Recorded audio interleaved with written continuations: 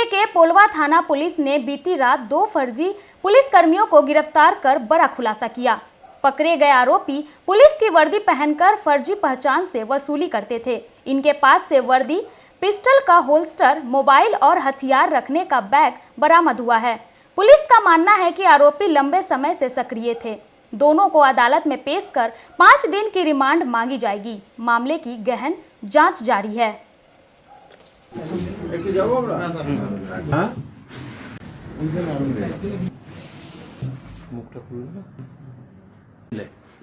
কেন করেছিলেন আপনি? ওনার কাছে একজন টাকা পায়, আমি তাকে টাকাটা ধার দিয়েছিলাম।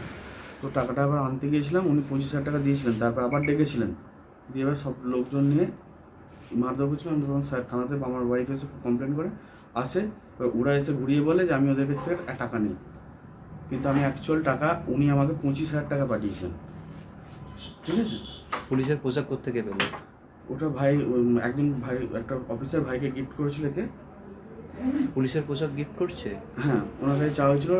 আমাদের কলাবাগ থানার চন্দন কুমার দাস, ওনার কাছ থেকে উনি গিফট করেছিলেন, উনি নিয়েছিলেন, ওকে দিয়েছিলেন। একাধিক জায়গায় পুলিশ সেজে তোমরা এই ধরনের ঘটনা ঘটিয়েছো বলছে। একটা জায়গাও ইয়ে করিনি স্যার। কি করতে গিয়ে এমনি তোমরা কি করতে?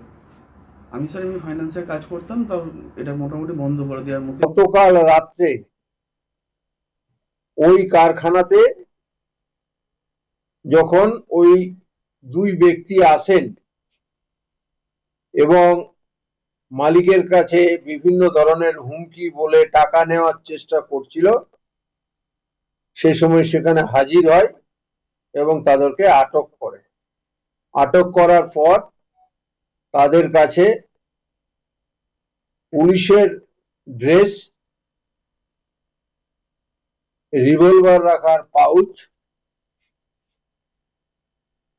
গুলি রাখার যে ছোট্ট ব্যাগ থাকে সেটি, এবং